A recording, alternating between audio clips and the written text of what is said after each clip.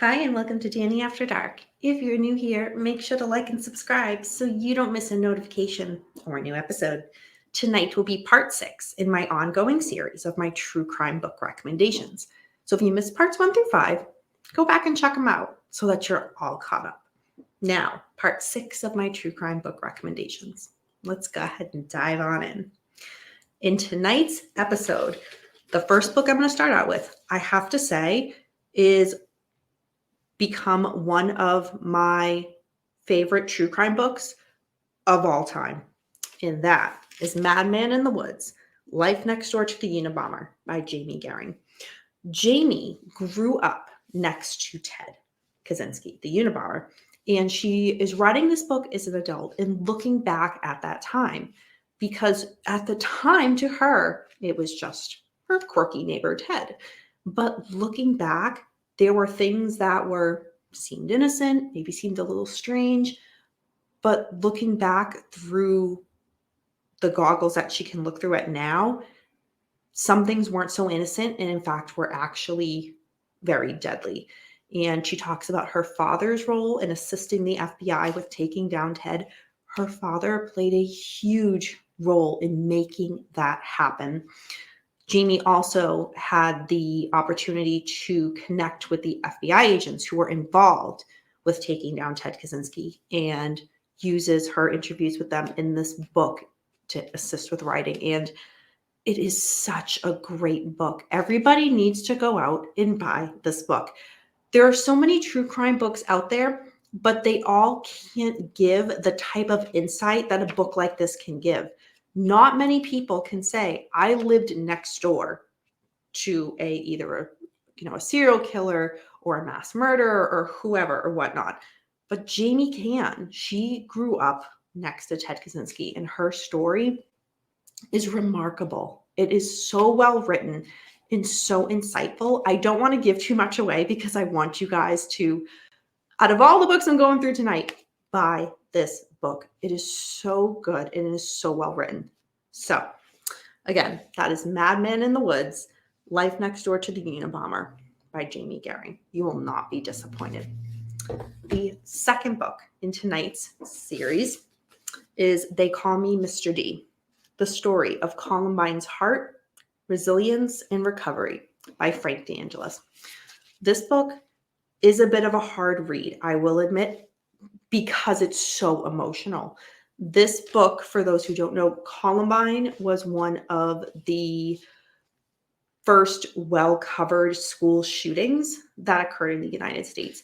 And Frank DeAngelis, also known as Mr. D by his kids, writes this book going over what happened during the attack, the aftermath, and then even what he's doing now. He has not let that tragedy stop the way he would principal the school. He's now retired, but how he made Columbine strong again.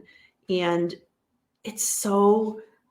there are moments reading this book that I was absolutely in tears. And just the strength and courage that Mr. D has for himself, for his students, for the community.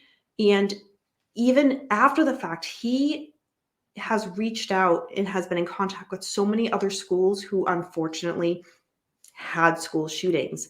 And he's right there still to this day to give his support in any way he can. I don't want to give a lot away with this book, but one of the things that really touched me was he made a promise after the Columbine shooting to stay on until the high school kids had graduated so that they were all there with him. Then he revised that so that any child that was in the school system, even in kindergarten, for example, to stay until they graduated high school, because he wanted to be the face there and to show the strength and resilience that he could bring to this community to come back. And he did. And there are so many other emotional moments like that. And it wasn't easy. And he goes through that, the struggles that he had after the Columbine tragedy, but he details everything. And he does not hold back. Even when, one more example of when after the shooting happened, higher ups, if you will, kind of said to him, kind of stay back. And he went to all of the victims' families' home, because to him, those were his kids. He was one of those principals that every student was one of his kids. And he never lost sight of that. And I just can't say enough. Again, this is a very sad book, but such a book of hope. And you cry, you smile when you read it. There's a flood of emotions with it, but it is so good. And Frank's story, you have to read it for yourself, is such a wonderfully written book. So again, this is They Call Me Mr. D, the story of Columbine's heart, resilience, and recovery by Frank DeAngelis. The third book in tonight's episode is Ted Bundy's Murderous Mysteries, The Many Victims of America's Most Infamous Serial Killer by Kevin Sullivan. Yes, another Kevin Sullivan book. I bought a ton of them, so you'll be hearing these throughout most of these series. So what makes this book different than the other Ted Bundy books that I had recommended was this contains new, revealing, and never before published interviews with those close to Bundy, close to his victims, and a potential victim who barely escaped his clutches. Kevin, I do have to say, is very good with vetting and researching the information that people bring. Some people come forward and say, oh, I was in contact with Bundy, or I crossed his path. And some he's able to disprove based on where we know Ted Bundy was at certain times. And some it's likely that they encountered him. Obviously he can't say a lot with 100% certainty, but those where it seems like a real chance that somebody did encounter Ted and survive, he does publish that. And this book does have, again, one of those potential victims in there. So it's a great story to read, because if that was the case, it's incredible, and it's insight that we don't have, because a lot of his victims, unfortunately, did not survive. So check this out. Again, another Kevin Sullivan book, Ted Bundy's Murderous Mysteries, The Many Victims of America's Most Infamous Serial Killer. The fourth book in tonight's True Crime Book Recommendations series is Goodbye, Helter Skelter by George Stimson. This is a new look at the Tate Labianca murders. So George Stimson is a friend of the show on the Manson Saga discussion panel over on the podcast that I'm a co-host on. We have had George Stimson on, being interviewed by us many times. Again, friend of the show, wonderful guy. If you order his book, if you order this from his website, he will actually personally sign it for you, which is awesome. So George was actually a friend of Charles Manson, and George goes through what he considers his theory on the case, because as we know with the Manson case, there are so many theories. The love of brother theory, the drug theory. So, Vincent Bugliosi's Helter Skelter theory, which is complete BS. So this title, Goodbye, Helter Skelter, again, is George's theory on the case.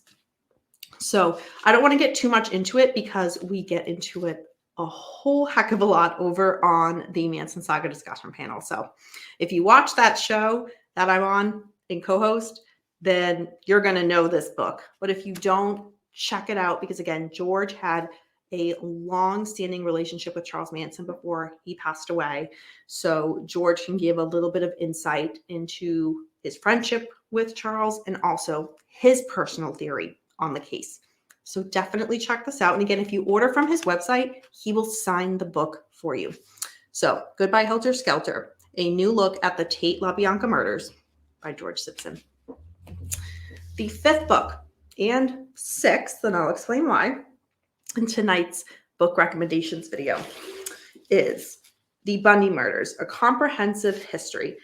And the reason I say fifth and sixth book is he put out one of them and then revised it for a second edition. So I personally love to read and collect books. So of course I was going to buy both, but if you're looking to just buy one, you can just get the second edition and you'll be fine.